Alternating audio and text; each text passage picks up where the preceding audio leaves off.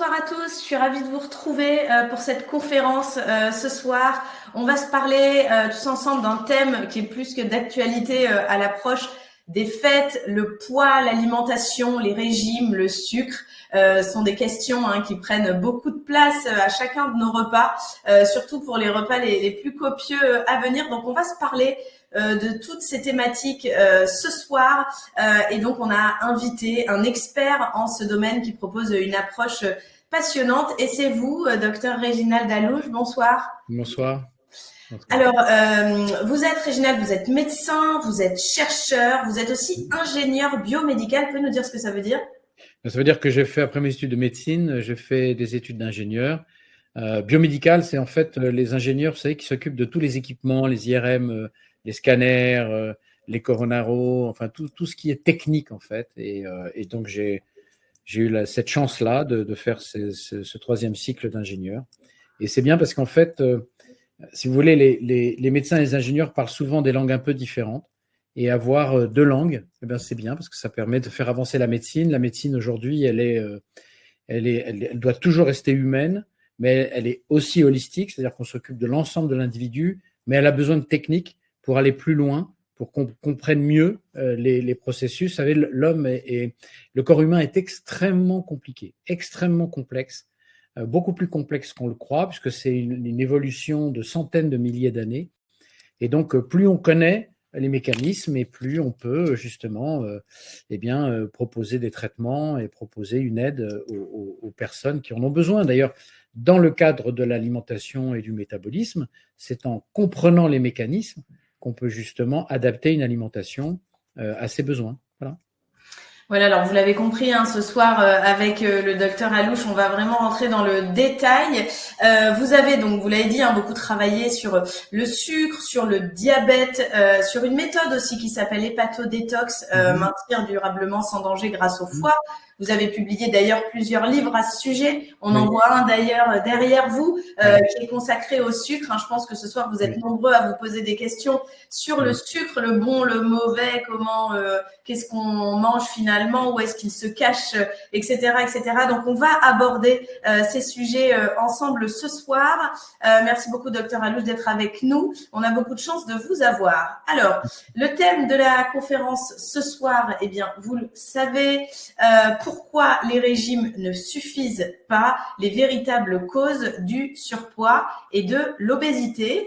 Alors, je vous présente tout de suite le programme. On va démarrer en se parlant des facteurs invisibles qui influencent le poids. On va également aborder les mécanismes qui déterminent vraiment la capacité à perdre du poids, également ce que vous devez savoir avant de commencer un régime. On se pose beaucoup de questions quand on veut faire un régime, et parfois c'est pas forcément les bonnes. Et ensuite, restez bien avec nous, puisque Réginald Alouche répondra à un maximum de vos questions. Vous pouvez dès à présent les poser dans le chat. Il y a un onglet Q&A, questions and answers, questions et réponses. Toute notre équipe est là pour les noter. Elle me les transmet et je les poserai au docteur Alouche en toute fin de conférence. Première partie de cette conférence, on va rentrer clairement dans le vif du sujet, les facteurs invisibles qui influencent le poids.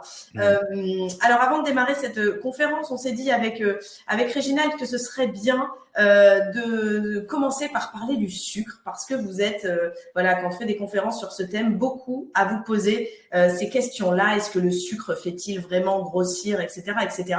Et c'est vrai qu'on dit tout et son contraire sur le sucre. En définitive, Réginald, est-ce qu'il y a un mauvais sucre? D'abord, je crois qu'il faut un peu définir ce qu'on appelle sucre, parce qu'il y a beaucoup de mots qui traînent, glucose, fructose, saccharose, sucre en poudre. Il faut définir les sucres. En fait, c'est très simple. Il y a des sucres simples. Voilà.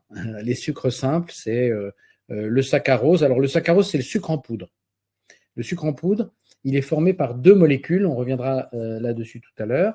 Vous avez le fructose, qui est un sucre simple, c'est le sucre des fruits. Et vous avez le lactose, qui est le sucre du lait. Voilà, ce sont des sucres naturels, sauf le saccharose, qui est un produit industriel, puisque le sucre en poudre, je vous le rappelle, est issu d'une transformation industrielle, puisqu'on l'extrait de la canne à sucre ou de la betterave sucrière, qui n'est pas la betterave rouge qu'on mange en hors d'œuvre. C'est pas la même. Elle est beaucoup plus riche en sucre. Et puis, vous avez ce qu'on appelle les sucres complexes. Les sucres complexes, en fait, ce sont des chaînes. Le grand représentant, c'est l'amidon. Eh bien, c'est une chaîne de milliers, de centaines de milliers de glucose, de sucres appelés glucose, qui sont attachés entre eux et qui forment cette grande molécule qu'est l'amidon. Donc, en fait, quand on parle de sucre, il faut savoir si on parle de sucre simple, donc saccharose, fructose, lactose, ou est-ce qu'on parle de sucre complexe, comme les amidons. Voilà. Et dans les amidons, il y a deux catégories d'amidons. Il y en a un qui est plutôt plus difficile que l'autre à absorber, qui s'appelle l'amylose, et puis un qui est très facile à absorber, qui s'appelle l'amylopectine. Par exemple, la pomme de terre est très riche en amylopectine, alors que les lentilles sont très riches en amylose. Vous voyez, donc après, on va pouvoir rentrer dans le détail. Voilà les sucres. Donc, il n'y a pas de bons ou de mauvais sucres. Il y a des sucres. Et il faut savoir à quoi sert le sucre dans l'organisme. Eh bien, c'est tout simple. Quand une molécule de sucre entre dans l'organisme, il va rentrer dans un cycle enzymatique. C'est des enzymes qui vont tourner comme ça et qui vont faire que on va pouvoir créer de l'énergie. Parce qu'en fait, le sucre, ça permet de créer de l'énergie. Et l'énergie dans leur corps humain, ça s'appelle l'ATP, adénosine triphosphate. Donc, quand vous prenez une molécule de glucose, ça va générer de l'adénosine triphosphate et vos muscles vont pouvoir se contracter. Voilà, c'est très simple. Donc maintenant, il y a une première chose qu'on apprend, c'est que si on prend de l'énergie, en gros, si on fait le plein de sa voiture, c'est pour s'en servir. Voilà. Si on fait le plein de sucre et qu'on ne s'en sert pas pour créer de l'énergie, et donc pour brûler cette énergie, eh bien à ce moment-là, il y a un décalage entre, en gros, ce qui entre et ce qui est consommé. Voilà. Et c'est ça le début des ennuis, c'est quand on a un décalage comme ça entre les entrées et les sorties. Voilà. Donc il n'y a pas de bon ou mauvais, il y a juste un produit qui apporte de l'énergie, et si on est très actif, eh ben, on brûle ça et ça ne pose pas de problème. Voilà. Alors c'est vrai que ça amène pas mal de questions parce que il y a beaucoup de personnes qui décident d'arrêter complètement le sucre, d'autres de se lancer dans des activités physiques mais sans savoir finalement si on élimine ce qu'on a mangé et puis dans quelle quantité on doit manger, qu'est-ce qu'on élimine, etc. Il y a beaucoup de questions qui se posent par rapport au sucre. Alors ce qui est clair, c'est que vous avez commencé à le dire, hein, sucre plus sédentarité, clairement ça fait pas bon ménage. Mais comment on s'y retrouve dans toutes ces injonctions, consommer moins de sucre, faire plus de sport, comment on arrive finalement à trouver son équilibre là-dedans? C'est compliqué, je trouve. Alors écoutez, chaque individu est unique. Donc il faut d'abord savoir qui on est. Qui suis-je? Alors ça fait pas, je ne fais pas concurrence à vos philosophes, hein, ils sont vraiment meilleurs que moi. Mais la réalité, c'est homme, femme, quel âge, quel est mon capital musculaire? Est-ce que dans ma jeunesse, j'ai fait suffisamment de sport pour avoir suffisamment de muscles ou pas du tout? J'ai 50 ans, 60 ans, j'ai mal aux articulations, j'ai pas mal aux articulations. C'est-à-dire que vous ne pouvez pas poser le problème ex nihilo sans savoir qui vous êtes. Et c'est comme ça que vous allez pouvoir… Excusez-moi, je coupe mon téléphone, ce que je n'ai pas fait. C'est très mal. Voilà. Et donc, ce qu'il faut impérativement, c'est savoir faire un bilan de qui je suis. Est-ce que, quel âge j'ai? Parce que vous savez qu'avec l'âge, la façon d'utiliser le sucre va changer. Hein, on n'utilise pas le sucre à l'âge de 10 ans comme on l'utilise à 30 ans ou à 50 ans. Et si on est ménopausé, par exemple, c'est un peu différent. Donc voilà, ça c'est la première chose, c'est savoir où j'en suis. Et comme vous l'avez très bien dit, le sucre, si on en consomme beaucoup, il a en plus des complices qui vont l'assister dans sa tâche, si j'ose dire. Hein, parce que la sédentarité, c'est le premier complice du sucre. Quand vous voyez ce qu'est un Français, qui était un Français dans les années 60, c'était quelqu'un qui bougeait plus, il y avait moins de transports en commun, moins de voitures, on chauffait moins, enfin, voilà, et on faisait ses courses, on ne se faisait pas livrer ses repas. Donc en fait, on était beaucoup plus actif, donc on brûlait beaucoup plus. Aujourd'hui, on est dans une civilisation, ce mot-là n'est pas de moi, mais on est dans une civilisation assise. Nous sommes assis en permanence. C'est-à-dire qu'en fait, on passe d'une position assise à une autre position assise. Et ça, c'est un vrai problème parce que nous n'avons pas été programmés pour ça. D'ailleurs, on a plus de 60% de notre organisme qui est fait de muscles.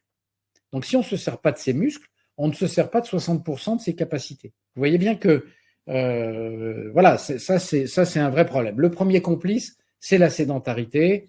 Et la sédentarité augmente puisqu'on est tous concentrés savez que dans 20 ans, on sera quasiment à 95% dans les villes.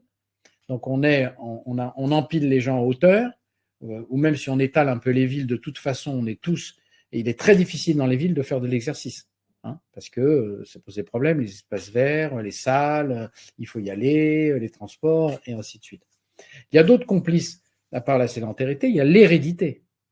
Parce que si on est le fils ou la fille de parents qui sont déjà en surpoids ou obèses, ou qui ont des comportements alimentaires qui sont des comportements alimentaires un peu comment dire, qui exagèrent un petit peu sur les quantités ou qui utilisent beaucoup de sucre, eh bien on aura tendance soi-même à être dans le même mood. Hein, c'est la deuxième chose. La troisième chose, c'est l'environnement. Parce que il y a, comme vous le savez, aujourd'hui, on a une alimentation qui est très calibrée, très industrielle, et donc il y a des produits ultra transformés. Dans ces produits ultra transformés, vous avez des colorants, des additifs, des conservateurs, et donc ces produits vont avoir un effet sur votre métabolisme. Donc ils vont aussi, là aussi, aider le sucre dans son action éventuellement délétère. Et puis il y a d'autres facteurs, comme par exemple les acides gras saturés et les acides gras trans. Vous savez que aujourd'hui, pour avoir une stabilité des produits industriels, on a ce qu'on appelle des acides gras hydrogénés qui sont inconnus de notre organisme. Et donc, à ce moment-là, on a du mal à les métaboliser. Donc, tout ça mis les uns derrière les autres, c'est-à-dire sédentarité, hérédité, produits ultra transformés, eh ben, on a un cocktail un peu explosif, quoi. Sur quoi on peut agir clairement? Parce que l'hérédité, est-ce qu'il y a moyen d'inverser la tendance? Produits ultra transformés, eh bien malheureusement, alors on vit dans la société dans laquelle on vit, mais c'est vrai qu'on n'a pas tous forcément les moyens de manger équilibré. C'est aussi une question qui se pose. Comment arriver l'hérédité, un peu la catastrophe, on va dire. L'hérédité, on peut rien faire. Nous sommes les enfants et les petits-enfants de nos parents et de nos grands-parents. Par contre, on le sait. C'est-à-dire que si on a dans notre famille un obèse ou une obèse, eh bien, qui est une maladie, hein, je rappelle, c'est pas les obèses, c'est pas de leur faute. Il faut arrêter avec ça. Hein. C'est qu'ils ont des facteurs génétiques qui font qu'ils sont des stockeurs. D'ailleurs, ces stockeurs, il y a 2 siècles, quand tout le monde crevait de faim, ils auraient survécu, ils auraient eu des descendants, hein, pas les autres. Donc, c'est des gens qui, paradoxalement, sont bénis par la nature, mais qui, malheureusement, aujourd'hui, se retrouvent confrontés à une profusion d'alimentation. Donc, est-ce qu'on a dans la famille des personnes qui sont obèses ou pas? Est-ce qu'on a dans la famille des gens qui sont diabétiques ou pas? Quand on a un parent diabétique, on a 30% d'être diabétique, de risque.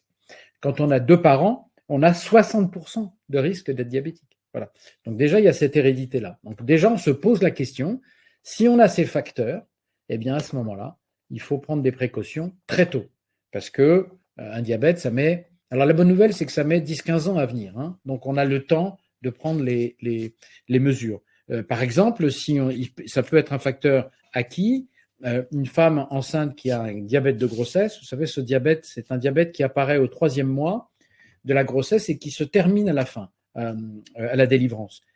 Mais une femme qui a eu un diabète gestationnel, diabète de grossesse, diabète gestationnel, c'est une femme qui a à peu près, 50% de risque d'être diabétique 10 ans après, à 40 ans. Voilà. Donc, si on le sait, on se surveille.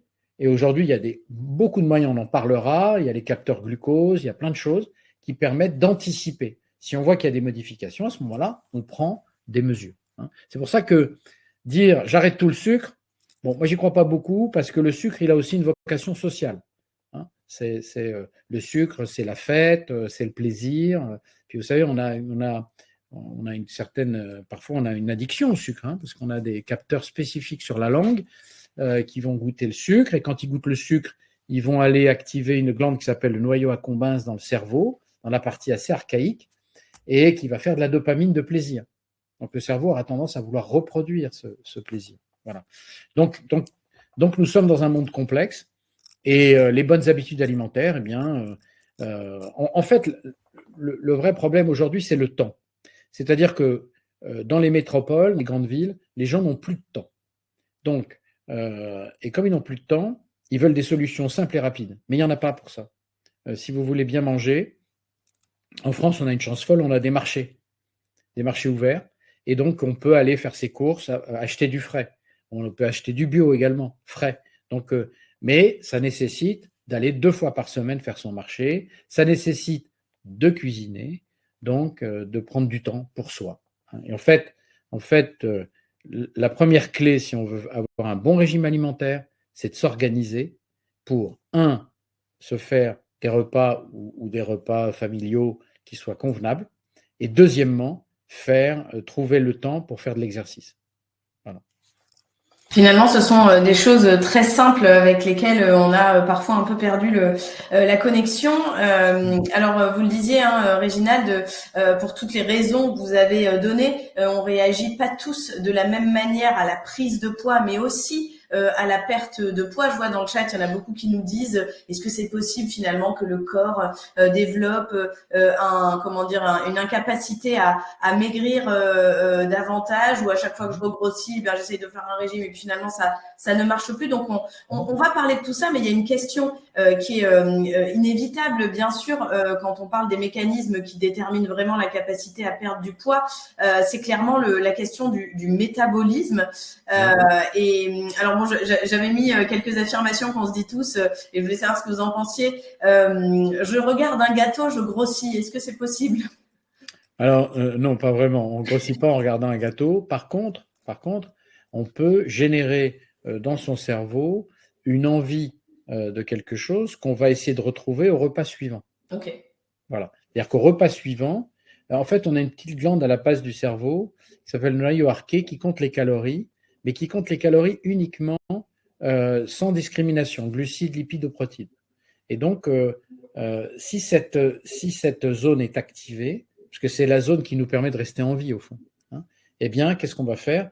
On va au repas suivant manger un peu plus, de façon assez digne. Donc, en fait, quand vous voyez un gâteau, n'allez pas grossir. À ceci près qu'il y a aussi un facteur important, c'est le stress.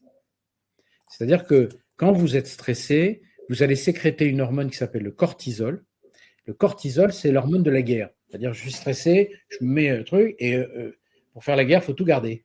On garde l'eau, donc on gonfle, hein, on garde les calories, on est prêt, puis si on mange, on va assimiler ces calories plus fort. Et c'est pour ça que vous avez des gens qui ont beaucoup de mal à maigrir, parce qu'ils sont extrêmement stressés. D'ailleurs, quand on grossit, moi, je considère que la prise de poids, c'est un symptôme. C'est le symptôme de quelque chose. Vous pouvez pas vous dire j'ai des pulsions de sucre, j'ai envie de manger, sans vous poser la question de savoir pourquoi votre cerveau a besoin d'apaisement et de sérénité. Parce que qu'est-ce qu'il va faire le cerveau? Quand il va manger, il va faire de la dopamine, il va faire du plaisir. C'est que donc il y a quelque chose qui manque, qui ne fonctionne pas dans la vie de tous les jours. Et ça, il faut le chercher. Moi, souvent, je demande à mes patients ou à mes patientes de faire un petit peu, des séances de psychothérapie pour savoir s'il n'y a pas quelque chose enfoui, caché, qui fait que, parce que ces pulsions, en fait, ce ne sont que l'expression physique d'un besoin psychologique. D'accord? Donc, voilà, les gens ne mangent jamais par hasard. C'est le fameux « je mange mes émotions » qu'on cite souvent. Les émotions. Le problème, lorsqu'on mange ses émotions, c'est qu'après, il y a un effet retour. C'est-à-dire qu'on a la double peine. On mange ses émotions, et puis après, on assimile à une émotion négative, par exemple, je prends une madeleine, et puis après, cette madeleine, comme elle calme quelque chose, elle va devenir plaisir, et puis ensuite, on va la manger uniquement par plaisir, et plus pour l'émotion. Vous voyez ce que je veux dire? Donc, il faut faire très, très attention. Il faut gérer ses émotions, et pour gérer ses émotions, il faut prendre probablement des substituts qui ne sont pas des substituts sucrés.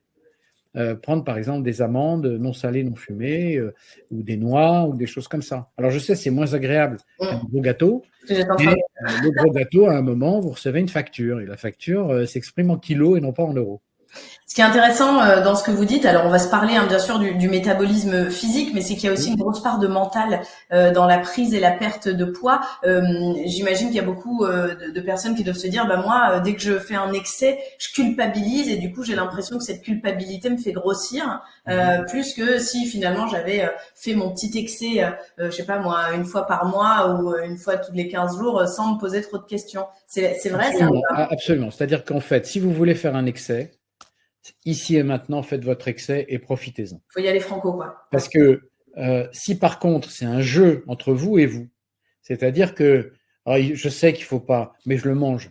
Et puis, alors d'ailleurs, le signe le plus évident, le plus puissant dans tout ça, c'est par exemple les personnes qui se font vomir. C'est-à-dire qu'elles vont manger comme ça, de façon un peu compulsive, et puis elles vont vomir en se disant mais elles s'exposent à d'autres problèmes. Bon, les problèmes d'acidité, de reflux, et ainsi de suite, de caries, enfin de problèmes dentaires, disparition de l'émail, et ainsi de suite. Donc en fait, ce qu'il faut, c'est s'apaiser. Apaiser d'abord. On ne mange jamais par hasard. Voilà, il faut le savoir. Il ne faut pas être dupe de soi. Les patients qui me disent il faut essayer de comprendre pourquoi. Il faut essayer de comprendre pourquoi. Et ça, c'est le rôle du médecin, c'est le rôle du thérapeute. C'est d'essayer de comprendre à quoi c'est attaché. Quelle heure est-il quand vous avez ces compulsions? À quoi avez-vous pensé? Pourquoi? Et ainsi de suite. Vous savez, on vit dans un monde qui est un monde sous pression. C'est-à-dire qu'il y a des pressions. Pourquoi? Parce que c'est un monde normé. Comme il y a des normes partout, les espaces de liberté se restreignent. Et comme les espaces de liberté se restreignent, les plaisirs se restreignent aussi. Donc, voilà. Alors, il y a des plaisirs par contumace, c'est ce qu'essaye de nous vendre la télévision, par exemple. Mais ce n'est pas nos plaisirs, c'est le plaisir des autres. Donc, voilà, il faut essayer de se retrouver. Alors, je sais que ça n'a pas peu de rapport avec le fait de perdre du poids, mais la réalité, c'est que pour ça, il faut une vraie volonté. Et pour cette volonté, il faut trouver le moyen de bien s'organiser, encore une fois, faire ses courses, faire sa cuisine, se préparer, se garder 2-3 séances d'exercice par semaine, parce que ça c'est la réalité. On ne fait pas, alors je le dis une fois, et je sais qu'on va me détester, mais on ne fait pas de nouvel équilibre alimentaire qu'on peut appeler régime. Moi, j'aime pas beaucoup ce mot, mais voilà, un nouvel équilibre alimentaire sans exercice physique. Pourquoi? Parce que là où on brûle le plus de calories dans l'organisme, celui qui capte le plus de glucose, de sucre, c'est le muscle. Voilà. Donc, plus on a de masse musculaire, plus on va brûler, même à l'arrêt. Je vous donne un chiffre, 1 kilo de muscle brûle 30 calories par jour sans bouger. Sans bouger. D'accord? Donc, uniquement pour rester en vie. Et c'est la même chose pour les organes. Donc, en fait, plus j'augmente ma masse musculaire, ou même je maintiens ma masse musculaire, et moins je reprendrai du poids. Voilà. Alors on va se parler tout de suite de toutes ces questions du métabolisme. Juste avant, je vois dans le chat beaucoup de personnes qui se demandent mais quels sont les thérapeutes qui peuvent soigner mes compulsions alimentaires. Alors voilà, allez voir un médecin. Clairement, je pense qu'on trouve tout et n'importe quoi aujourd'hui quand on a des troubles ou quand on veut maigrir ou quand on grossit, etc. Mais je pense que ce que vient de vous dire le docteur Alouche, c'est voilà, allez voir un médecin reconnu pour traiter ce type de problème nutritionniste, mais voilà, peut-être ne pas faire confiance au tout venant. Le corps médical français, alors voilà. je ne vais pas faire de corporatisme. Non, mais si, quand même. Il est bon. Il est bon. Globalement, il est bon. Sur les maladies. Alors, est-ce qu'être en surpoids, être obèse, c'est une maladie, hein. Donc ça fait appel à des spécialistes. Hein. Je tiens à le dire. L'obésité, ça n'est pas la négligence des obèses. Hein. Qu'on en finisse avec cette histoire, c'est pas parce qu'ils aiment manger que machin. Non, pas du tout. Ce sont des gens qui ont génétiquement une propension personnelle à prendre du poids et à stocker. Voilà, d'accord?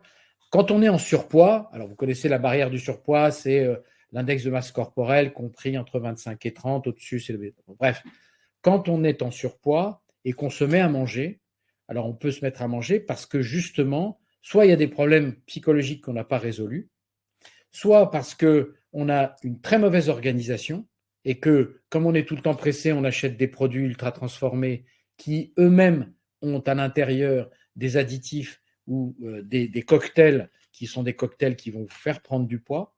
Donc, vous voyez, il y a beaucoup de cas particuliers. Aujourd'hui, je pense que, enfin, ça c'est ma position personnelle, un bon nutritionniste, il faut trois personnes pour vous aider. Il faut un bon médecin, nutritionniste ou pas, il faut un bon psychothérapeute, et ce n'est pas la peine de faire des psychothérapies pendant 10 ans.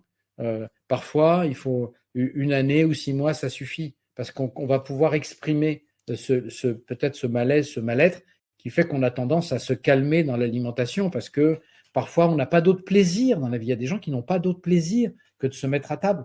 Le reste, c'est compliqué. D'accord ? Et troisièmement, le troisième professionnel, c'est le coach.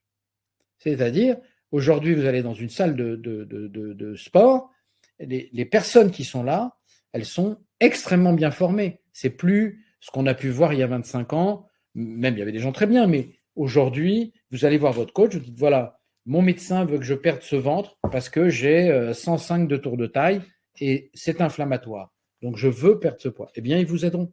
Et moi, je dis à mes patients, pour moi, le coach de la salle, c'est plus de 50% de la réussite. C'est lui ou elle qui va vous aider autant que moi. Parce que vos muscles, c'est le meilleur thérapeute de votre organisme.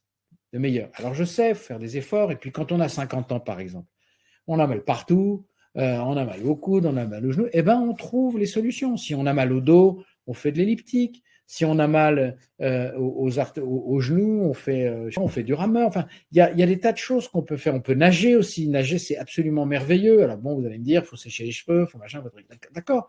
Mais en fait, la santé, elle a un prix. Ce prix, c'est avoir une bonne alimentation adaptée et faire de l'exercice. Faire de l'exercice aujourd'hui dans une société comme la nôtre, c'est devenu un nouveau métier. Il faut que ce soit dans la vie. Moi, quand je fais mes séances de sport, je les fais dans la semaine. Et je vous assure, j'ai autre chose à faire. Mais c'est comme ça. Parce que si je ne fais pas ça, ce n'est pas possible. D'abord, c'est très bon pour le mental. L'exercice physique, en fait, il a plusieurs avantages. Si je peux me permettre de faire une petite parenthèse là-dessus.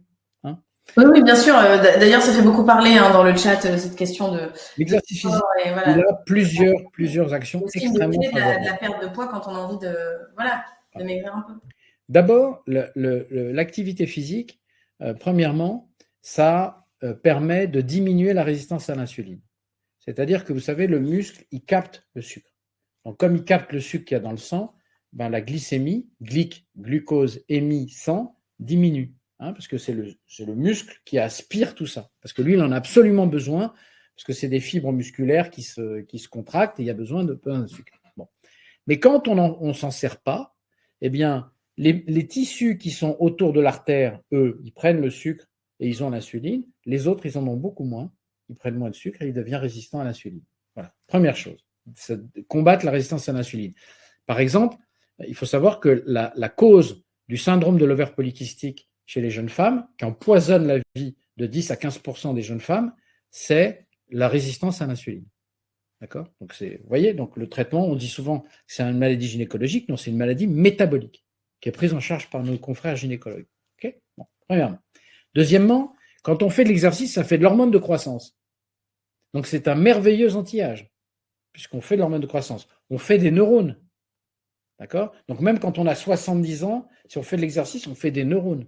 Et si en plus on fait des mots croisés, de la musique, où on résout des problèmes compliqués, eh bien on fait des connexions et on a la tête de ces 30 ans. Voilà. Troisièmement, qu'est-ce qu'on fait ? On fait tourner le système lymphatique. Le tissu lymphatique, vous savez que dans notre corps, on a 6 à 8 litres de lymphe.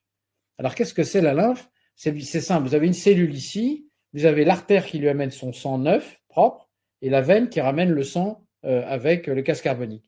Mais ici, il y a des canaux où la cellule jette les poubelles. Voilà. Elle jette les parois de bactéries, les métabolites dont elle n'a plus besoin, et elle le met dans ce tissu lymphatique. Et ce tissu lymphatique, il a 6 à 8 litres, il va aller se jeter dans le foie, qui lui va faire le job de détox. Okay ? Bon. Mais il faut savoir que ces 6 à 8 litres n'ont pas de cœur. Donc, il n'y a rien pour le faire circuler. La seule chose qui peut faire circuler la lymphe, c'est l'exercice. Et vous avez un facteur de 40 fois moins de mouvement du tissu lymphatique. Il tourne 40 fois moins chez un individu sédentaire que chez un individu qui fait de l'exercice. Et donc, les gens qui font de l'exercice régulièrement, ils ont moins de maladies, ils ont moins de rhume, ils ont moins mal à la tête, ils ont moins... Vous voyez, c'est vraiment quelque chose qui n'a rien à voir avec la musculature et la force. C'est que tout simplement, nous avons été créés par la nature ou par le créateur, ça dépend de vos convictions, mais nous avons été créés avec des muscles Et ces muscles, ils font plus de 60% de notre organisme. Si on ne s'en sert pas, eh bien à ce moment-là, c'est une catastrophe. Imaginez une entreprise dont 60% de son personnel ne bosse pas. Eh bien, elle aura des problèmes de trésorerie et de rendement. Voilà. Donc, l'exercice physique, c'est vraiment la clé absolue. Parce qu'on mange beaucoup de sucre et ce sucre, on ne le brûle pas. Donc voilà, donc il est stocké. Bah super, alors on est tous très motivés à vous écouter, merci pour ça. Alors on se l'est dit juste avant qu'on allait se parler du métabolisme. Souvent on dit ah bah non mais moi mon métabolisme je peux pas perdre de poids, ou alors lui avec son métabolisme tout ce qu'il mange il l'élimine, l'autre au contraire, etc. C'est vrai, mais c'est vrai, on connaît tous des gens comme ça, voilà, qui se font des repas gargantuesques et puis finalement on a l'impression que ça glisse. Et que voilà, il y a jamais de prise de poids par rapport à ce qu'ils mangent. Et nous, à côté, on va se faire la même assiette et le lendemain, sur la balance, c'est pas du tout la même. Donc, du coup, est-ce qu'il y a un moyen de savoir quel métabolisme on a?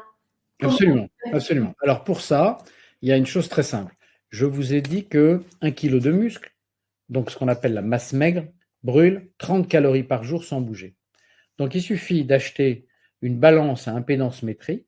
C'est une balance en fait qu'on trouve dans tous les bons distributeurs d'électroménagers ou sur Internet. Et en fait, on se met pieds nus sur la balance qui a 2 électrodes. Il y a un petit courant très faible, je vous rassure, qui passe entre les jambes, sur les 2 pieds nus. Et la balance vous donne le pourcentage de masse grasse et le pourcentage de masse maigre. Et donc, si vous avez le pourcentage de masse maigre, vous pouvez multiplier par 30 calories et vous avez ce qu'on appelle le métabolisme de base. Voilà. Et comme ça, vous savez combien. Le métabolisme de base, c'est le nombre de calories que vous brûlez par jour pour rester en vie. C'est votre empreinte carbone, pour faire dans les termes un peu à la mode. Voilà, c'est tout simple.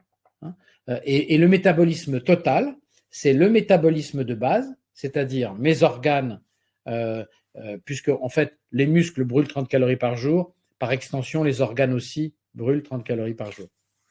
Et donc c'est le métabolisme de base auquel le total, c'est métabolisme de base plus digestion, parce que quand on digère, on brûle 10% du métabolisme total, parce qu'on élève la température de l'abdomen pour digérer, toujours été comme ça. Et au-dessus, c'est l'activité physique. D'accord ? Donc, vous voyez bien que si vous voulez augmenter votre métabolisme de base, la seule solution, vous n'allez pas changer vos organes, vous n'allez pas changer votre squelette. La seule chose que vous pouvez faire évoluer, c'est votre masse musculaire. Voilà. Et donc, si vous avez cette balance, vous pouvez déterminer votre métabolisme de base. Et à ce moment-là, vous savez à peu près ce qu'il faut faire pour perdre du poids. Si, par exemple, vous faites un régime qui est à peu près équivalent à votre métabolisme de base, tout ce qui vient au-dessus, c'est-à-dire l'exercice physique, la digestion, c'est quelque chose que vous allez perdre. Mais pour ça, il faut que le régime soit équilibré. Pour que le régime soit équilibré, il faut que, effectivement, vous diminuiez les sucres, les graisses, mais que vous mainteniez un chiffre très important qui est les protéines. Les protéines, il faut 0,8 g par kilo et par jour de protéines. Donc, je donne un exemple. Si vous prenez un steak de viande rouge de 100 grammes, il y a 25% de protéines dans un steak de viande rouge. Donc, 25 grammes pour un steak de 100 grammes. Voilà. Donc, si vous pesez 60 kilos et que vous prenez un steak de 200 grammes, vous avez les protéines pour la journée. Ça, c'est vraiment important. Et puis, il y a un point encore plus important. Il faut savoir que avant 60 ans, vous avez votre organe digestif, c'est l'organe qui vieillira le mieux. Si je vous souhaite d'être centenaire, d'avoir 120 ans, à 120 ans, vous aurez toujours un transit. Parce que si vous n'avez pas de transit, vous êtes morte. D'accord ? Donc, pour ça, en fait, le tube digestif, il lève une taxe. Cette taxe est de 25% de vos protéines, de vos acides aminés. Donc, avant 60 ans, il prélève 25% de tous les acides aminés. Les acides aminés, c'est ce qui fait les protéines. Excusez-moi, je n'ai pas précisé. Donc, en fait, il pompe 25% des protéines il les garde pour lui, pour se construire, pour se consolider. Eh bien, figurez-vous qu'après 60 ans, il va prélever 50% de ces protéines. Donc, quand on a 60 ans, on n'est plus à 0,8 g par kilo et par jour de protéines, on est à 1, voire 1,2 g par kilo et par jour. Pourquoi ? Parce que comme ça, on peut continuer à faire du muscle. Et il y a un très bon test quand on a 70 ans, par exemple. Est-ce que quand vous avez 70 ans, vous êtes sur un canapé, est-ce que vous pouvez vous lever sans pousser avec le bras? Voilà. Et c'est pourquoi? Parce que le muscle le plus puissant de votre organisme, c'est le quadriceps, celui de la cuisse.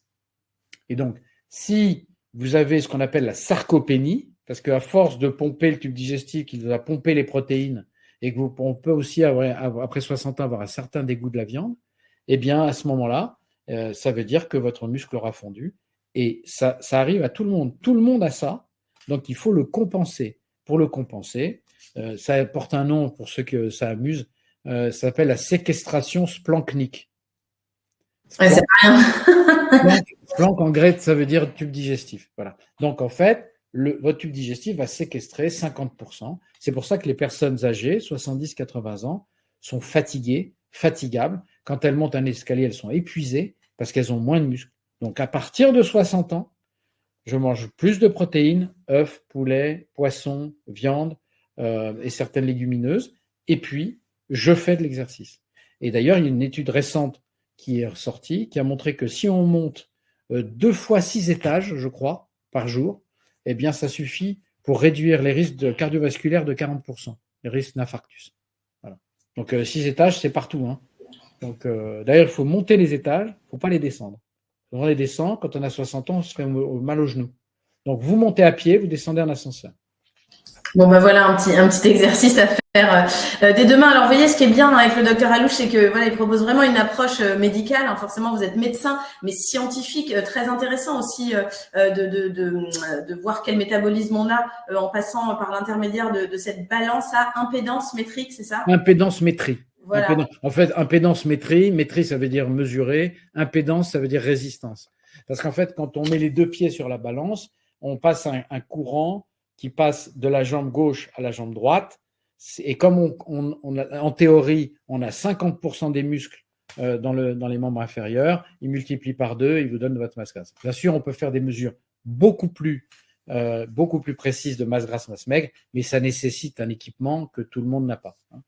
Voilà, mais en tout cas, on voit qu'on peut quand même, voilà, avec ses propres moyens, quand même avoir une idée. Et puis finalement, voilà, il y a un peu de science, un peu de chimie dans tout ça. Et c'est une approche aussi qui est intéressante puisqu'elle s'adapte vraiment à notre physique, à ce qu'on a en nous, à notre métabolisme, etc., etc. Et surtout, il n'est jamais trop tard. Voilà. C'est-à-dire que la nature est très bonne mère. Hein. Elle est très bonne mère parce que si vous avez décidé, les gériatres ont publié, à 70 ans, on fait du muscle. Hein. Donc, il n'y a pas. Il faut savoir quel est son projet de vie. Si votre projet de vie, c'est de pouvoir faire connaissance avec vos arrière-petits-enfants, ben ça commence tôt. Hein, parce que ce sera peut-être bien de connaître ses arrière-petits-enfants, surtout pour eux, parce qu'ils verront d'où ils viennent. On est dans un monde qui est quand même très globalisé. Savoir d'où on vient, c'est très bien. Et puis surtout, voir son arrière-grand-père ou son arrière-grand-mère prendre un sac et aller au sport, je vous garantis qu'ils iront au sport. S'ils voient ses parents, ses grands-parents ou ses arrière-grands-parents sur un canapé, il restera sur le canapé et il sera le champion des jeux vidéo. Enfin, j'exagère un peu. Enfin, excusez-moi, hein, je fais un peu. Mais c'est vrai. Mais voilà, c'est le modèle, c'est l'exemple qui enseigne aux enfants. Hein. On ne peut pas demander à ses enfants de faire de l'exercice si on n'en fait pas soi-même. Hein. Absolument, et je pense que l'exemple de voir grandir ses petits-enfants, pouvoir s'occuper d'eux en étant en forme, voir ses arrière-petits-enfants, je pense que ça a dû… c'est un vrai projet, non? Quelque part, parmi voilà les personnes qui nous regardent. Alors, on se parle hein, de comment adapter son alimentation à son métabolisme, et c'est vrai que suivant les périodes de la vie, on se pose beaucoup de questions. Par exemple, quand on est parent, et qu'on a un enfant, alors bon, il y a bas âge et adolescent, on sait que c'est différent.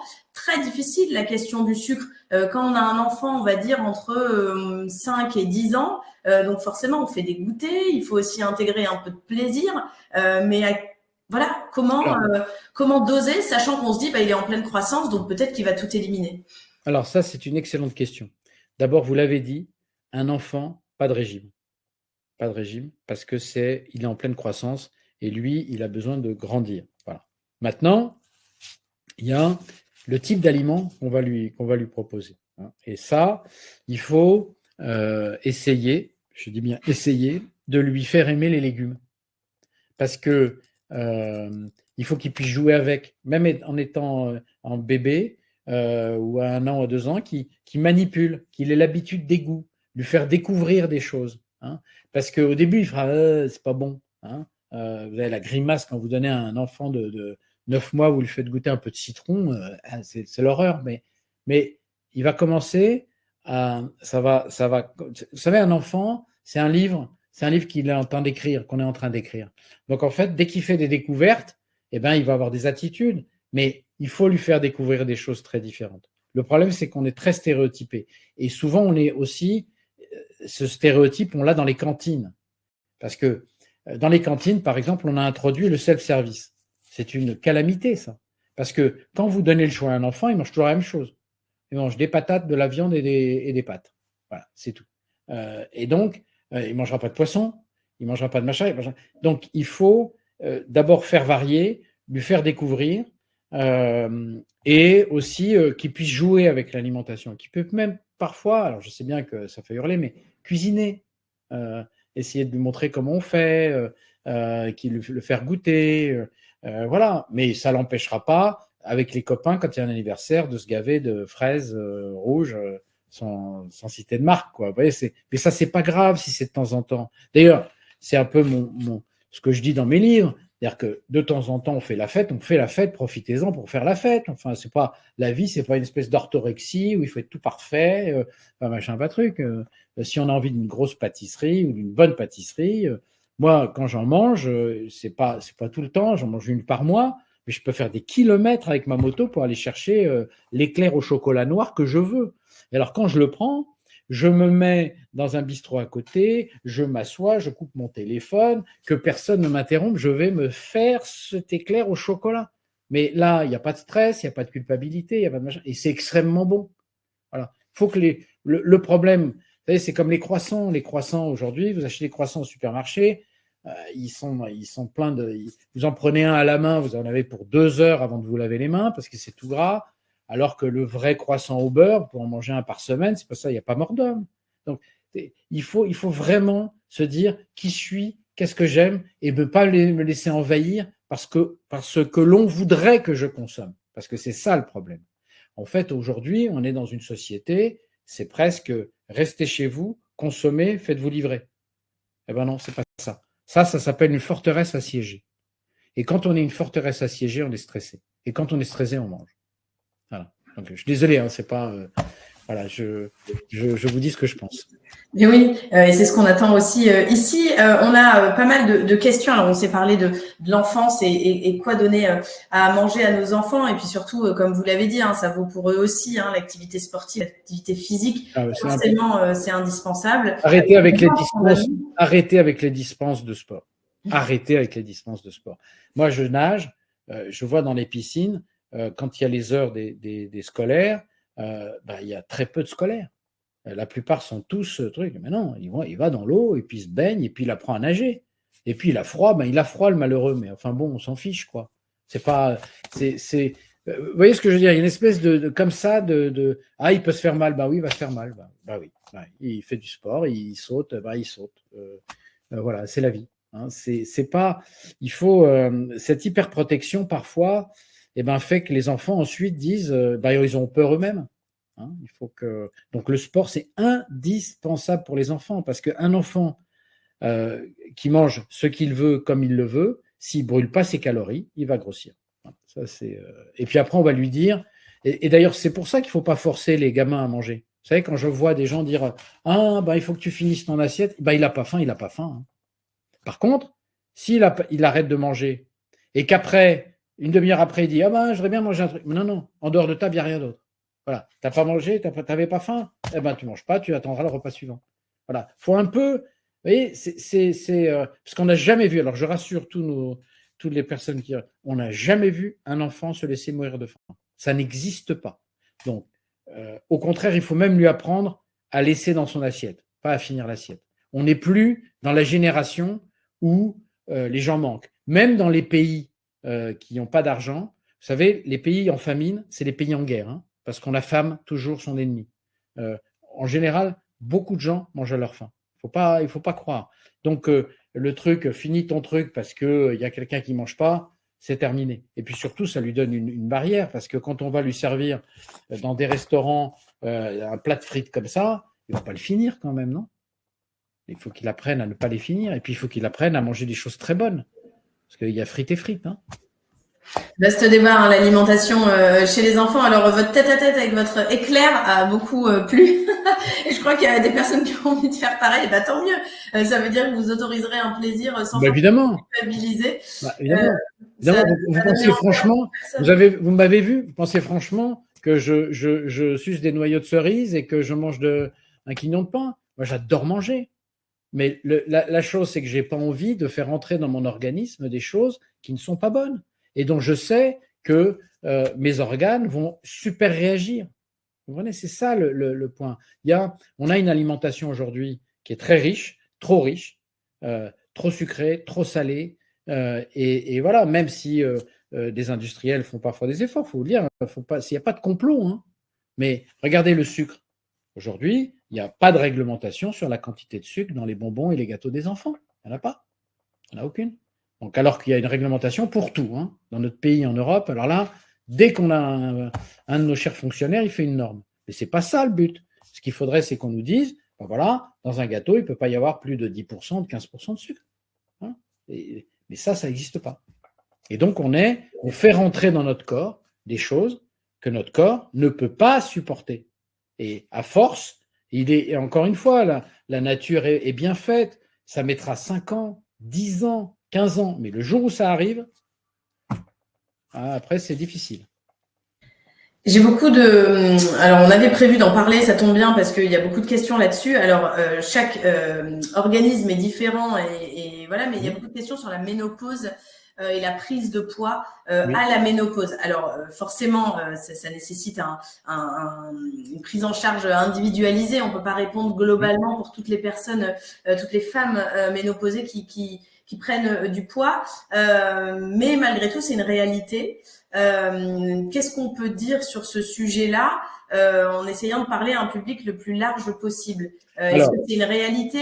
Est-ce qu'il y a des moyens de l'éviter toujours avec ou de limiter les dégâts, on va dire? Comment on peut se sortir de ça? Parce qu'on est beaucoup de femmes à être concernées. Mais femmes et hommes, hein, parce que les femmes ont une ménopause, mais les hommes ont un début d'andropause. Alors, elle est beaucoup moins brutale chez les hommes que chez les femmes. Donc, d'abord, la ménopause, il y a un problème essentiel qui est psychologique. C'est-à-dire, pour une femme, savoir qu'elle n'a plus la capacité d'enfanter, c'est un choc pour elle. Elle a l'impression de plus servir à... Enfin, bon, j'exagère un peu, hein, bien entendu, mais c'est vraiment inconsciemment très, très mal vécu. Et au fond, c'est pas la réalité. Pourquoi? Parce que, vous savez, les hormones sexuelles, œstrogènes, androgènes, sont très liées à la fabrication de muscles. Il est évident que moins on a d'hormones sexuelles, moins on va faire de muscles. Voilà, ça c'est sûr. Donc on va avoir tendance à avoir un métabolisme qui va baisser. Hein, ce fameux métabolisme, puisque la masse musculaire va un peu diminuer. Donc, on prépare sa ménopause. Pour préparer sa ménopause, on fait de l'exercice, on commence à renforcer sa masse musculaire, on garde l'estime de soi, hein, parce que la ménopause, c'est pas la fin de la vie. Hein.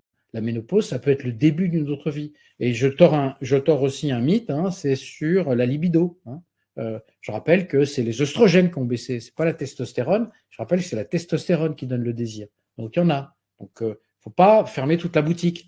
Il y a vraiment la ménopause, c'est un phénomène hormonal qui fait qu'effectivement il y a une balance entre muscles et graisse qui s'inverse un petit peu. Mais si on a une bonne musculature ou si on la développe à ce moment-là, eh bien on retrouvera une bonne balance. C'est tout. Donc voilà, c'est pas moi j'ai pas pour moi la ménopause c'est vrai que c'est une période compliquée, mais aujourd'hui on sait que si on fait du muscle, si on travaille sa masse musculaire, on va augmenter son métabolisme de base, on stockera moins. Mais si on fait rien, bah effectivement on va un peu s'empâter, avoir un peu de ventre, un peu de machin, voilà, mais c'est pas une fatalité, hein, la ménopause. C'est vraiment pas une fatalité. Il faut faire un petit peu attention. C'est sûr que de toute façon, femme ou homme à 50 ans, tout change. Hein. D'accord? Même les hommes. Hein. Même les hommes, moi j'ai tas d'amis, ils font des exercices machin, ils ont quand même un petit bidon. Hein. Et vous savez pourquoi? Parce qu'il y a sur les adipocytes du ventre, il y a des récepteurs à l'adrénaline, ils sont moins sensibles. Donc quand ils font du sport, eh bien, ces adipocytes, adipose, gras, cytose, cellules, eh bien, ils libèrent moins de graisse. Voilà. Donc il faut vivre avec. Hein. Avoir un petit ventre, c'est pas grave. Mais ce qu'il faut, c'est avoir une bonne musculature. D'ailleurs, quand on a un petit ventre, il vaut, par exemple, pour savoir si, vous savez, la graisse abdominale, ce tissu adipeux abdominal, il est très inflammatoire quand il est à l'intérieur du péritoine, autour des organes, autour du foie, des intestins. Par contre, si ce petit ventre, vous pouvez le prendre entre vos mains, vous pouvez prendre comme ça, c'est du tissu sous-cutané. Le sous-cutané, alors, bon, il est là, mais il protège, il est protecteur, alors que l'autre est délétère. Vous voyez, donc il y a des bonnes nouvelles aussi. Oui, merci pour toutes ces précisions liées à la ménopause. Je pense que vous avez trouvé des débuts de réponse et puis surtout ce que vous avez dit, c'est que c'est pas une fatalité et puis ça donne un peu de réconfort quand en effet on traverse eh bien cette période, comme vous l'avez dit, pour les femmes qui est un vrai chamboulement. Donc merci pour ces précisions. Alors forcément, hein, en fonction des phases qu'on traverse, on peut avoir envie, pour X raisons, de faire un régime. Il y a beaucoup de choses à se dire sur les régimes et beaucoup de questions à se poser sur les régimes qu'on choisit, sur pourquoi finalement on fait ce régime. Et puis c'est ce dont on va se parler maintenant avec Réginald Alouche.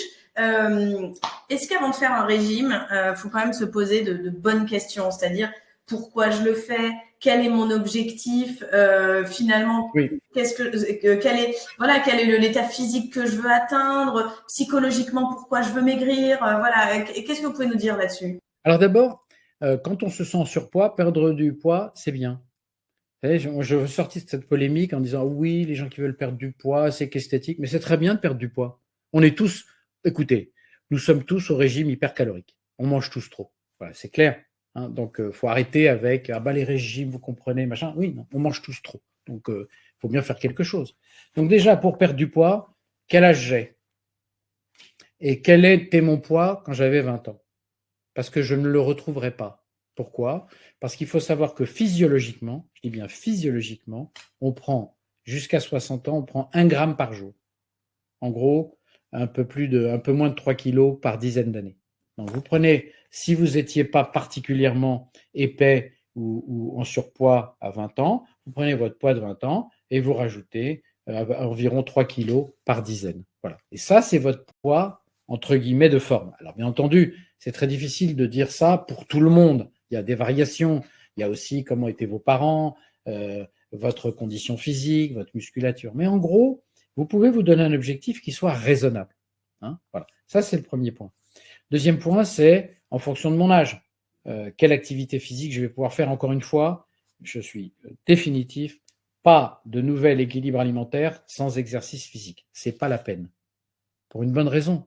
Je vais l'expliquer. Si vous avez un métabolisme qui est là et que vous diminuez votre apport alimentaire, eh bien, qu'est-ce qui va se passer? Votre corps va s'adapter. Et pour s'adapter, il va perdre du muscle. Voilà. Et donc, votre métabolisme de base va baisser puisque, je vous rappelle, le métabolisme de base, c'est votre masse maigre en kilos multiplié par 30 calories, puisque 1 kilo d'organes et de muscles brûle 30 calories par jour sans bouger. Voilà. Et qu'est-ce qui va se passer après quand vous allez remanger? Parce que vous avez perdu 5 kilos, 6 kilos, vous êtes très content. Eh bien, vous allez remanger, mais vous aurez perdu du muscle, donc vous aurez perdu la capacité à... Voilà. Donc il faut, si vous faites un régime, il faut que ce soit un régime raisonnable qui vous permette de continuer à faire de l'activité physique. S'il est trop restrictif, si c'est du 600-800 calories, vous ne pourrez pas faire d'exercice. Vous aurez des malaises, vous aurez des tas de trucs. Donc il faut un régime bien fait avec un professionnel, nutritionniste ou une diététicienne, mais bien fait. Voilà. Et qui vous permette de faire de l'exercice. C'est très important. Et puis après, il faut toujours veiller à ce que la quantité de protéines soit la quantité nécessaire. Pourquoi? Parce que la première chose que fait l'organisme, s'il n'a pas assez de protéines, il mange ses muscles. Parce que c'est dans les muscles qu'il a les protéines. Et il en a absolument besoin. Pourquoi? Parce que les sucres et les graisses, vous pouvez les stocker, Les protéines, vous ne pouvez pas les stocker. Donc, l'organisme, tous les jours, il en a besoin. Tous les jours. C'est pour ça qu'on l'a chassé pendant des millénaires. C'est qu'il faut des protéines. Alors, c'était sur pâtes, donc on les chassait, on les mangeait. Voilà. Ou sur poisson qui nage. Voilà. Et maintenant, il y a les œufs, il y a plein de choses. Donc, il faut maintenir les protéines. Il y a aussi d'autres règles, qui me sont chères. C'est essayer de trouver une routine. Alors ça, c'est très important. C'est de manger à heure fixe, autant que possible. L'organisme, et le foie particulièrement, qui gère les réserves de sucre, adore la routine. D'ailleurs, il n'aime pas beaucoup qu'on l'ennuie la nuit. Entre minuit et 4 heures du matin, le foie, il faut lui fiche la paix, parce qu'il fait autre chose. Il grossit, il va nettoyer ses mitochondries, enfin, il fait plein de choses. Ça, c'est donc le deuxième point, c'est une forme de routine.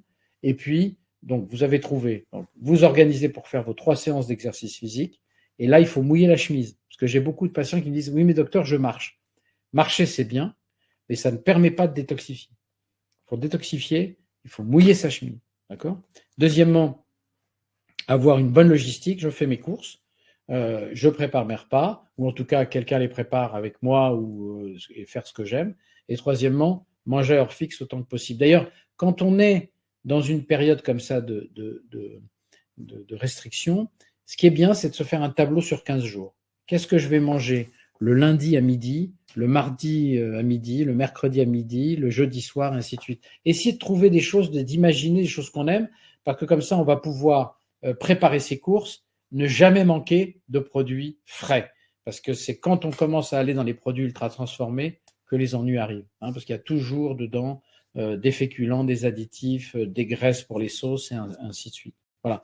Donc, voilà, c'est des règles. Et je dirais même qu'à la limite, si vous faites ça, ce que vous mettez dans votre régime, si vous respectez l'apport de protéines et si vous respectez la routine, les courses, l'exercice physique, à la limite, ce que vous mangez, à part réduire les féculents et les remplacer par des légumineuses, ça marchera.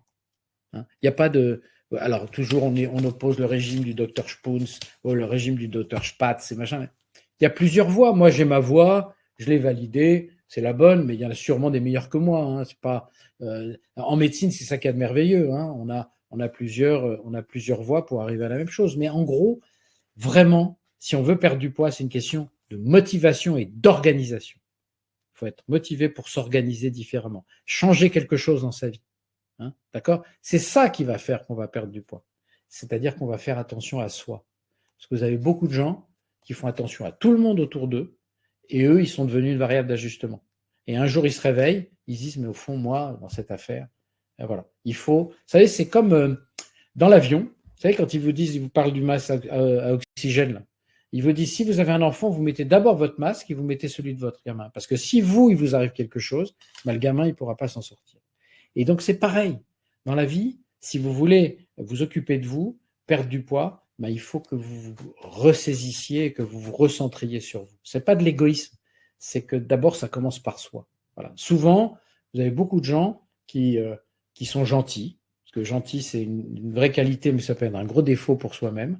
C'est-à-dire qu'on fait les choses pour les autres, on ne les fait plus pour soi. Donc, il faut penser à soi. D'accord ? Un régime, c'est s'organiser, retrouver l'estime de soi. C'est ça qui est important.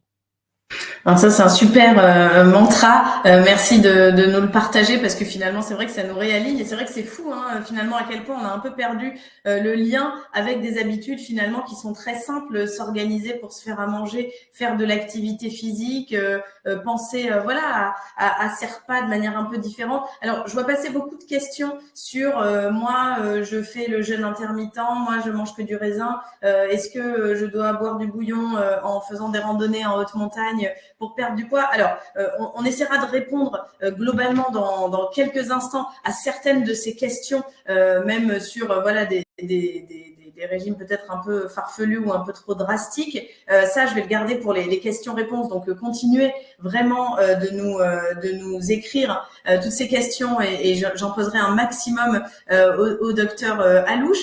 Donc voilà, on vient déjà de passer 1 heure ensemble. On a fait pas mal de points sur notamment le sucre.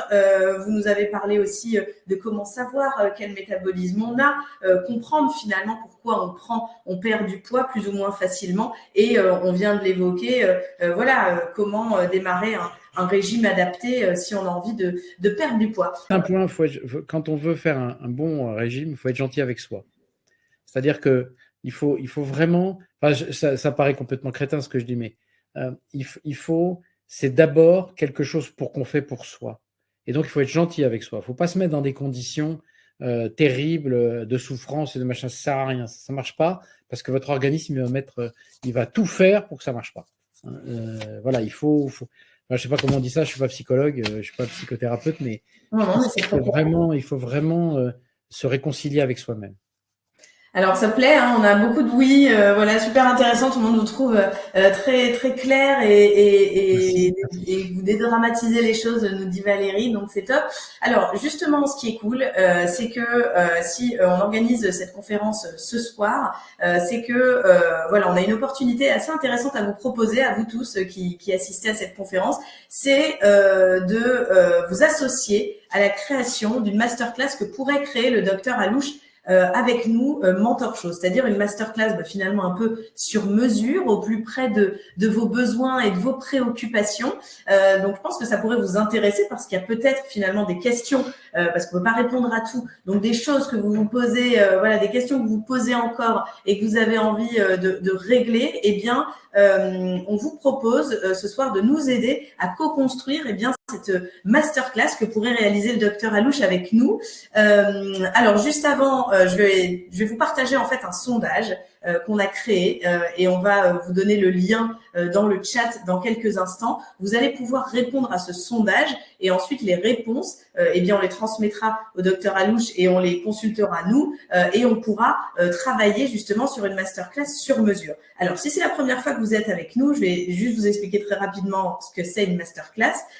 Chez nous, Mentor Show, une masterclass en fait c'est comme une série, Netflix pour pas le citer, finalement donc en une quinzaine d'épisodes, une quinzaine de leçons de 10-15 minutes pour chacune, avec beaucoup d'exercices pratiques, aussi un peu de théorie, puisque quand on parle d'un sujet médical, il en faut, et donc ça vous permet d'avoir les conseils d'un expert comme Réginald Alouche ce soir, directement dans votre smartphone, sur votre ordinateur, sur votre tablette, etc., etc. Donc ce soir, on vous propose de nous aider à créer cette masterclass sur la prise, la perte de poids, les régimes, toutes ces questions liées à l'alimentation, en répondant au sondage. Alors pour pouvoir répondre à ce sondage, il vous suffit de cliquer dans l'onglet, pas facile à dire, Offers, et là vous avez clairement, c'est très simple, répondez maintenant.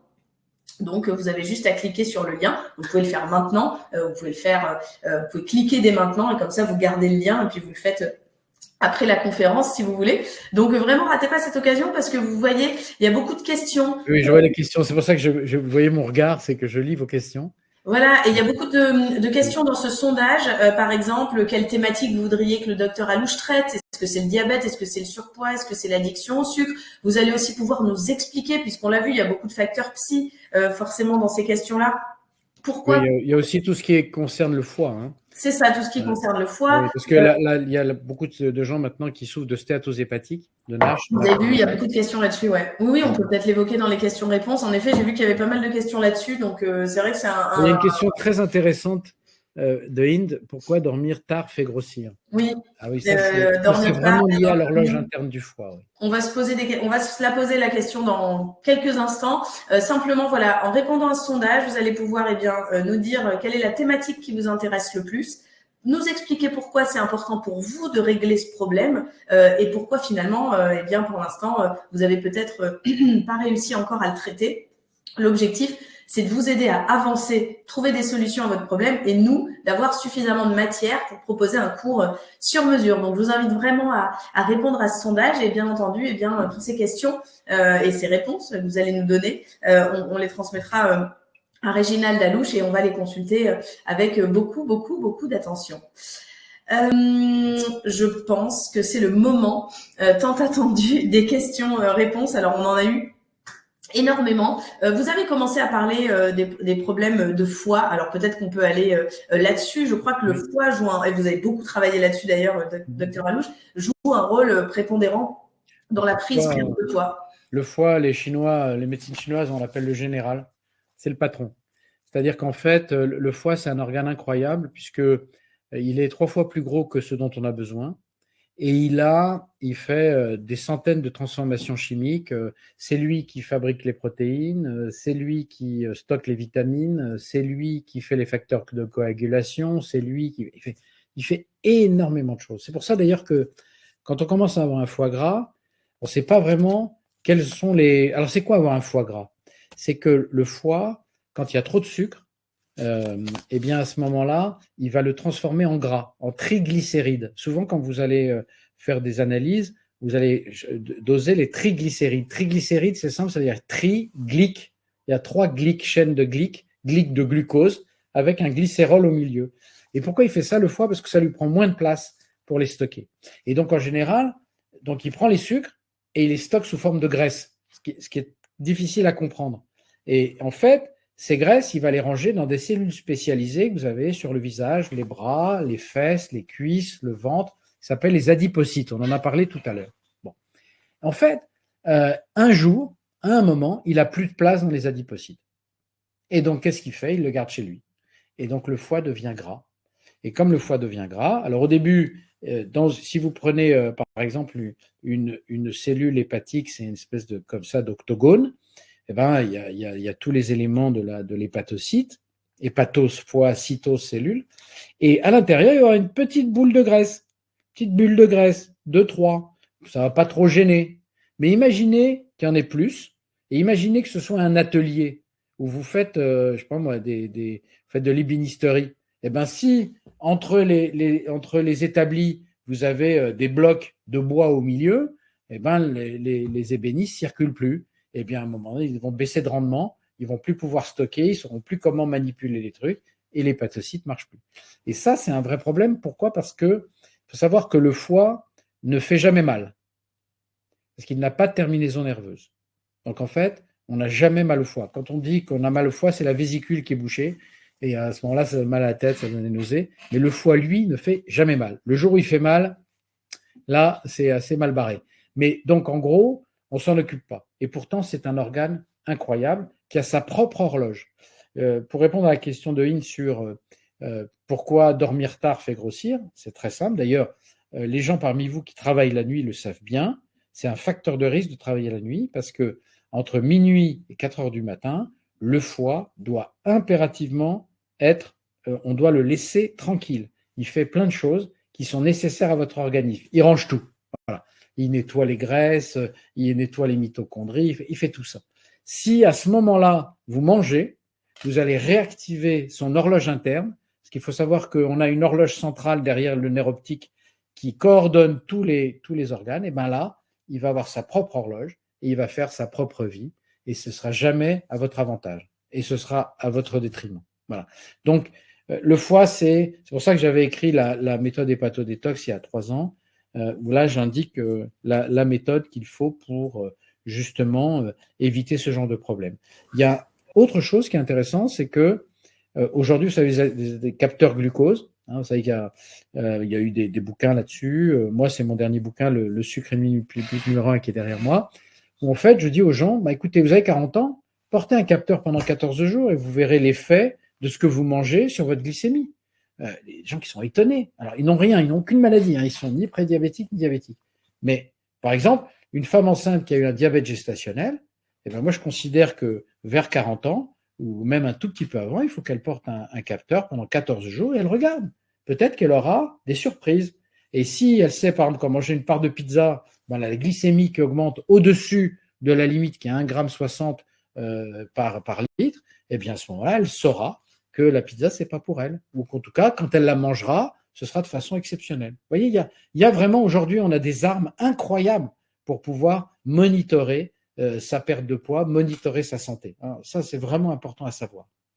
Vous avez commencé à parler du fait de voilà manger, laisser tranquille son foie, on va dire la nuit. Mais est-ce que les problèmes de sommeil ont une influence sur la prise de poids. Oui. C'est vrai que parfois, quand on a des phases d'insomnie ou de sommeil très saccadé, limité, on se réveille le matin, on a l'impression d'être tout gonflé, et puis on a l'impression finalement que même si on mange pas plus que d'ordinaire, eh bien on a tendance à prendre du poids beaucoup plus vite. C'est quoi le lien en fait? Le sommeil, c'est vraiment un facteur très important.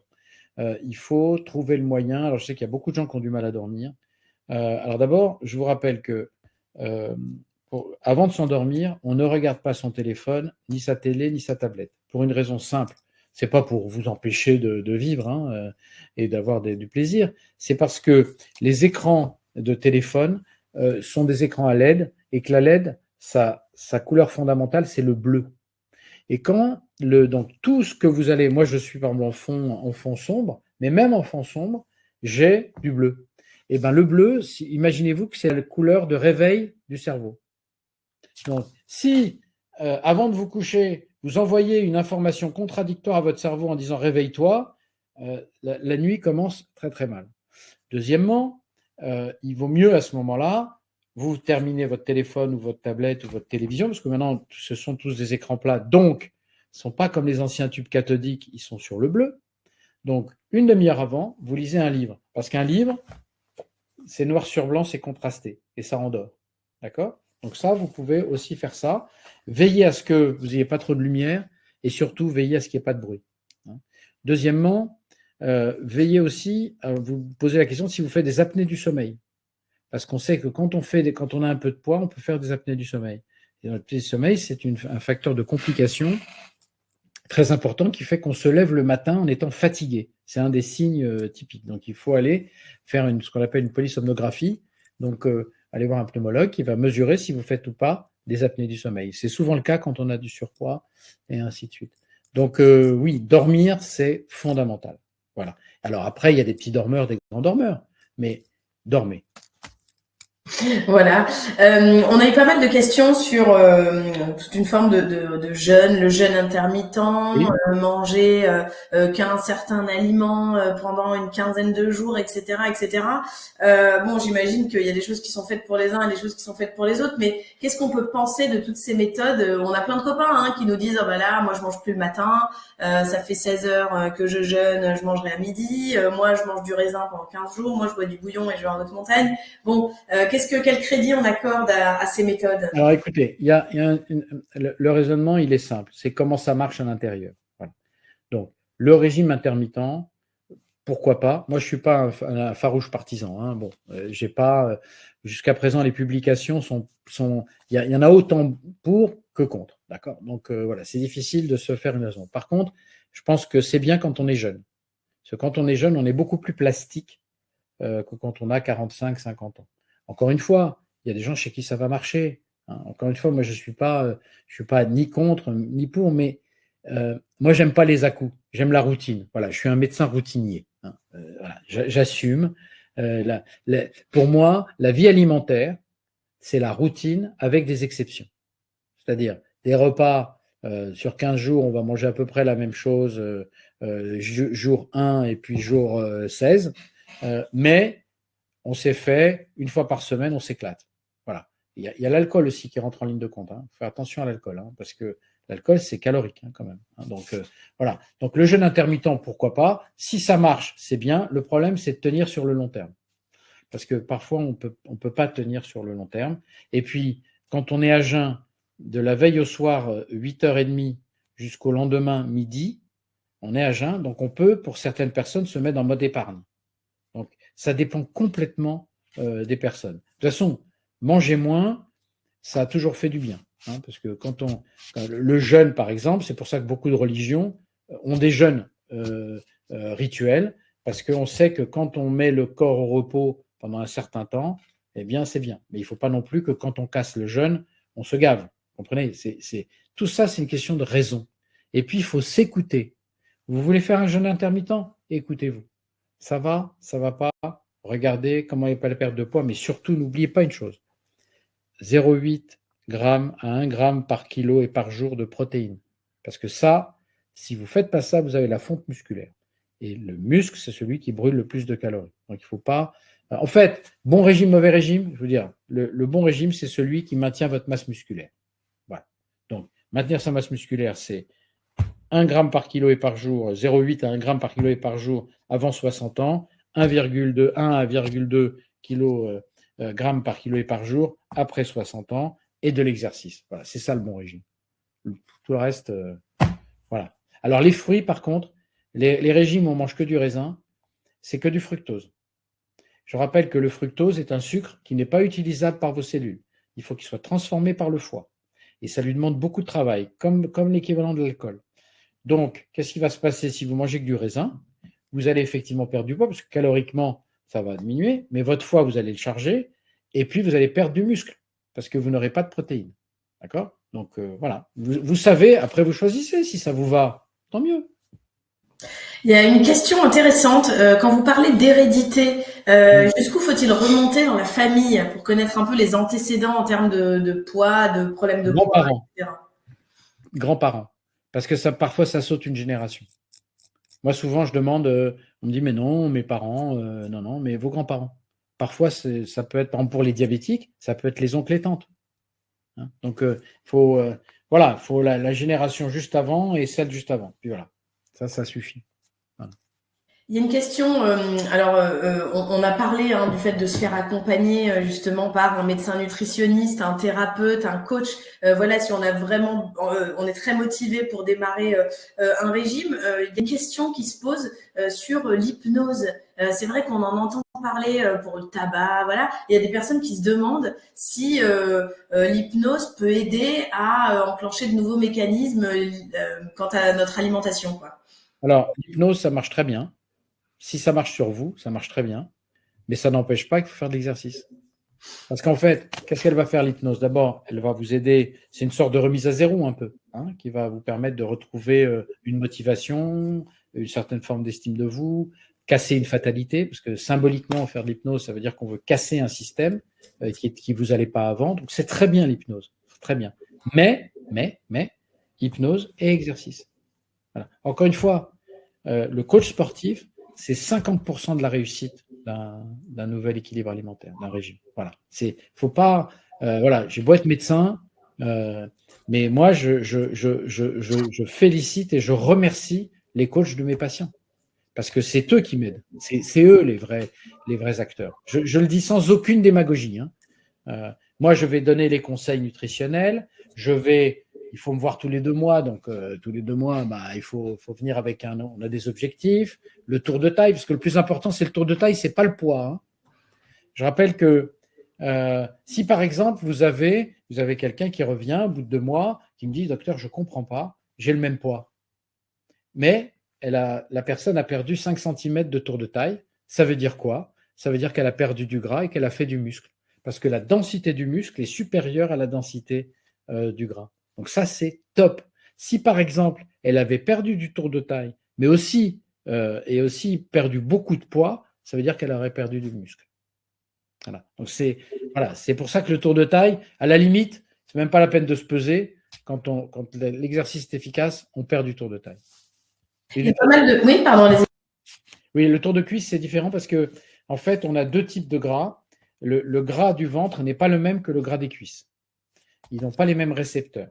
Le récepteur du ventre, il est sensible à l'adrénaline, ce qu'on appelle avec des récepteurs bêta-2 adrénergiques, mais on ne va pas rentrer dans le truc. À la surface de ces adipocytes, pour qu'ils lâchent leur gras, il faut qu'ils soient stimulés par l'adrénaline. Bon. Mais dans les cuisses et dans les fesses, ce n'est pas le même système, parce qu'il y a plus de récepteurs alpha qui empêchent ce qu'on appelle la lipolyse, c'est-à-dire la sortie du gras, que des bêta qui favorisent la lipolyse. Alors à ce moment-là, il faut faire du fractionné, parce qu'on active une autre branche qui permet aux adipocytes de se vider. Vous savez ce que c'est que le fractionné? C'est, je fais par exemple, sur mon tapis, je fais 2-3 minutes cool, je peux siffloter, et puis pendant 30 secondes, je suis à fond.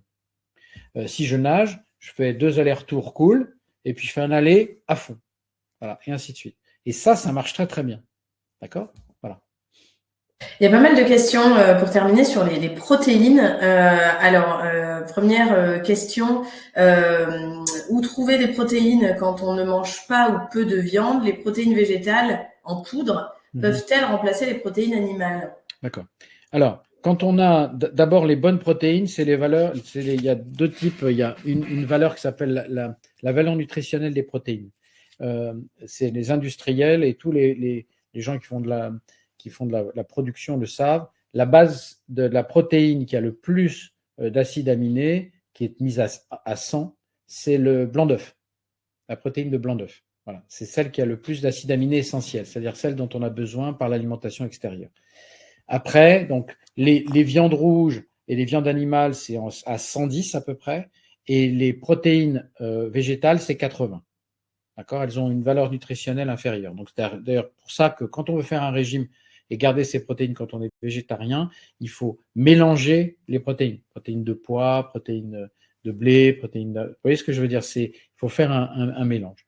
Le problème des protéines végétales, c'est que dans les céréales, vous avez des protéines, certes, mais vous avez de l'amidon, donc des sucres. Voilà. Et c'est ça le problème. C'est pour ça qu'il vaut mieux préférer les légumineuses, lentilles, haricots blancs, haricots rouges, petits pois, topinambour, fèves, pois chiches, parce qu'ils ont 50% d'amidon, ils ont des fibres, des minéraux et des protéines. Voilà. Souvent, et d'ailleurs moi, souvent dans mes recommandations, je donne la taille d'un bol chinois, c'est-à-dire 10 cm de diamètre de légumineuses. Voilà. Donc bien sûr, les légumineuses, ça peut poser des problèmes de flatulence et des machins, des trucs comme ça, mais bon. Et si vous mangez des féculents, c'est les mêmes quantités, une assiette à dessert de féculents à midi plutôt que le soir, parce que le soir, tout ce qu'on mange, on va le stocker, parce qu'en général, le soir, on reste chez soi, en général. Et à ce moment-là, il faut que ce soit cuit al dente, parce qu'il faut savoir que les amidons, plus ils sont cuits, plus leur index glycémique, leur charge glycémique est importante. Voilà. Donc, le riz, il faut qu'il soit un peu croquant, les pâtes, il faut qu'elles soient al dente. Les Italiens mangent beaucoup de pâtes, mais elles sont al dente. Ils ne mangeront jamais des nouilles, trop cuites. Toujours une petite minute de cuisson en moins que ce qui est indiqué dans le paquet. Ça peut être une bonne solution. Pour terminer, une question intéressante, les calories. Oui. Quel crédit on doit accorder aux calories, au nombre de calories parfois présents sur les étiquettes, parfois nombre de calories qu'on connaît, ou alors on va chercher sur Internet calories, courgettes, enfin je dis n'importe quoi. À quel moment les calories, si vous voulez, c'est ce qu'on peut brûler, mais vous pouvez très bien avoir si les calories de sucre ne valent pas les calories de gras et ne valent pas les calories de protéines. Pourquoi? Parce que la calorie qui est liée à une protéine, la protéine, elle ne sera pas stockée. Elle va être utilisée par le foie pour faire les membranes et pour faire les acides aminés. Le reste va être dans les fesses, dans les selles.